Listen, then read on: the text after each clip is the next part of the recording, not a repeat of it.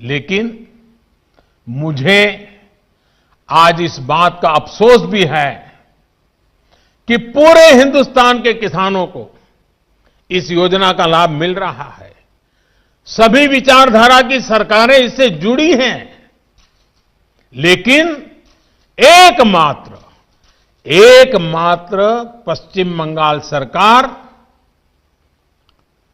वहां के 70 लाख से अधिक किसान, मेरे किसान भाई बहन बंगाल के,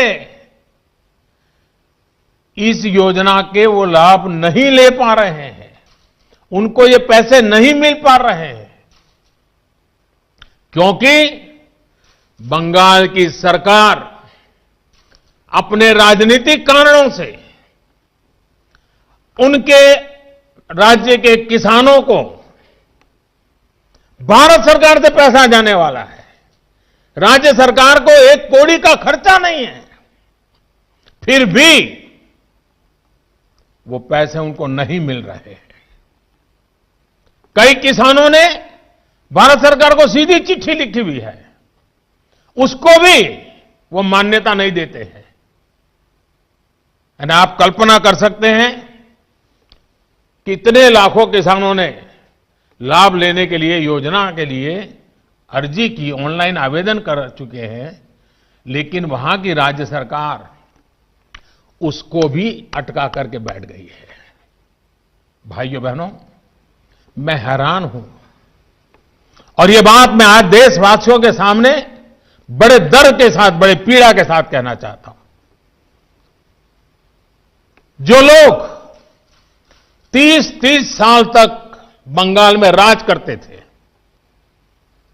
एक ऐसी राजनीतिक विचारधारा को लेकर के बंगाल को कहां से कहां ला करके उन्होंने हालत करके रखी है, सारा देश जानता है। और ममता जी के 15 साल पुराने भाषण सुनोगे तो पता चलेगा कि इस राजनीतिक विचारधारा ने बंगाल को कितना बर्बाद कर दिया था।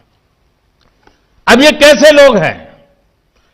बंगाल में उनकी पार्टी है, उनका संगठन है, 30 साल सरकार चलाई है, कितने लोग होंगे उनके पास? एक बार भी इन लोगों ने किसानों को ये 2000 रुपया मिलने वाला कार्यक्रम है, बंगाल के अंदर कोई आंदोलन नहीं चलाया। अगर आज के दिल में किसानों के लिए इतना प्यार था, बंगाल में आपकी धरती है, तो आपने बंगाल में किसानों को न्याय दिलाने के लिए प्रधानमंत्री किसान सम्मान योजना के पैसे किसानों को मिले, इसके लिए क्यों आंदोलन नहीं किए? क्यों आपने कभी आवाज नहीं उठाई? और आप वहां से उठ करके पंजाब पहुंच गए, तब सवाल उठता है। और पश्चिम बंगाल की सरकार भी देखिए, अपने राज्य में इतना बड़ा किसानों को लाभ, 70 लाख किसानों को इतना धन मिले, हजारों करोड़ रुपया मिले, वो देने में उनको राजनीति आड़े आती है। लेकिन वही पंजाब जाकर के जो लोग के साथ वो बंगाल में लड़ाई लड़ते हैं, यहां आकर के उनसे गुपचुप करते हैं। क्या देश की जनता इस खेल को नहीं जानती है? क्या देश की जनता को इस खेल का पता नहीं है? जो आज विपक्ष में हैं, उनकी इस पर जुबान क्यों बंद हो गई है, क्यों चुप है? साथियों, आज जिन राजनीतिक दलों के लोग अपने आप को इस राजनीतिक प्रवाह में, जब देश की जनता ने उन्होंने नकार दिया है, तो कुछ न कुछ ऐसे इवेंट कर रहे हैं, इवेंट मैनेजमेंट हो रहा है, ताकि कोई सेल्फी ले ले, कोई फोटो छप जाए, कहीं टीवी पर दिखाई दे और उनकी राजनीति चलती जाए। अब देश ने उन लोगों को भी देख लिया है, ये देश के सामने एक्सपोज हो गए हैं। स्वार्थ की राजनीति का एक भद्दा उदाहरण हम बहुत बारीकी से देख रहे हैं। जो दल पश्चिम बंगाल में किसानों के हित पर कुछ नहीं बोलते, वो यहां दिल्ली के नागरिकों को परेशान करने पर लगे हुए हैं, देश की अर्थनीति को बर्बाद करने पर लगे हुए हैं, और वो भी किसान के नाम पर। इन दलों को आपने सुना होगा, मंडिया मंडिया बोल रहे हैं, एपीएमसी की बात कर रहे हैं और बड़े बड़े हेडलाइन लेने के लिए भाषण कर रहे हैं। लेकिन ये दल, वही झंडे वाले, वही विचारधारा वाले जिन्होंने बंगाल को बर्बाद किया। केरल के अंदर उनकी सरकार है। इसके पहले जो 50 साल 60 साल तक देश पर राज करते थे, उनकी सरकार थी। केरल में एपीएमसी नहीं है, मंडिया नहीं है। मैं जरा इनको पूछता हूं, यहां फोटो निकालने के कार्यक्रम करते हैं, अरे केरल में आंदोलन करके वहां तो एपीएमसी चालू करवाओ। पंजाब के किसानों को गुमराह करने के लिए आपके पास समय है। केरल के अंदर यह व्यवस्था नहीं है। अगर ये व्यवस्था अच्छी है तो केरल में क्यों नहीं है? क्यों आप दोगली नीति लेकर के चल रहे हो? ये किस तरह की राजनीति कर रहे हैं जिसमें कोई तर्क नहीं, कोई तथ्य नहीं है।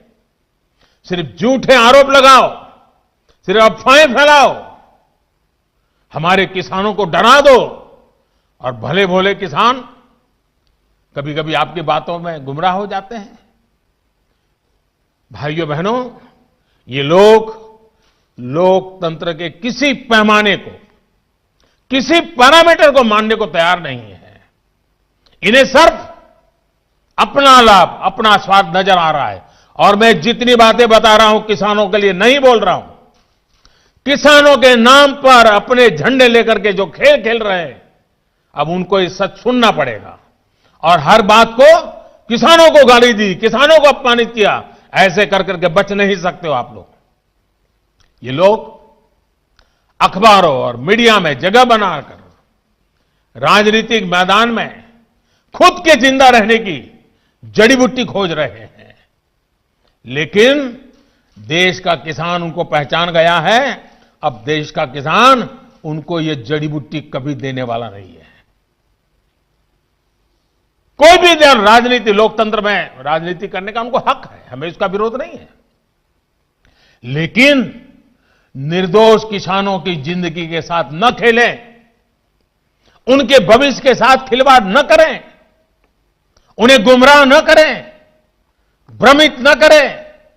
साथियों, ये वही लोग हैं जो बरसों तक सत्ता में रहे। इनकी नीतियों की वजह से देश की कृषि और किसान का उतना विकास नहीं हो पाया जितना उसमें सामर्थ्य था। पहले की सरकारों की नीतियों की वजह से सबसे ज्यादा बर्बाद वो किसान हुआ जिसके पास न तो ज्यादा जमीन थी, न ज्यादा संसाधन। इस छोटे किसान को बैंकों से पैसा नहीं मिलता था क्योंकि उसके पास तो बैंक खाता तक नहीं था। पहले के समय में जो फसल बीमा योजना थी, उसका लाभ भी इन छोटे किसानों के लिए तो कहीं नामो निशान नहीं था। कोई इक्का दुक्का कहीं मिल जाए तो अलग बात है। इस छोटे किसान को खेत सिंचने के लिए न पानी मिलता था, न बिजली मिलती थी। वो हमारा बेचारा गरीब किसान अपना खून पसीना लगाकर वो खेतों में जो पैदा भी करता था, उसे बेचने में भी उसकी हालत खराब हो जाती थी। इस छोटे किसान की सुध लेने वाला कोई नहीं था। और आज मैं देशवासियों को फिर याद दिलाना चाहता हूं, देश में इन किसानों की संख्या छोटी नहीं है। जिनके साथ यह अन्याय किया गया है ना, ये संख्या 80% से ज्यादा किसान इस देश में हैं, करीब करीब 10 करोड़ से भी ज्यादा, जो इतने वर्षों तक सत्ता में रहे। उन्होंने इन किसानों को अपने हाल पर छोड़ दिया था।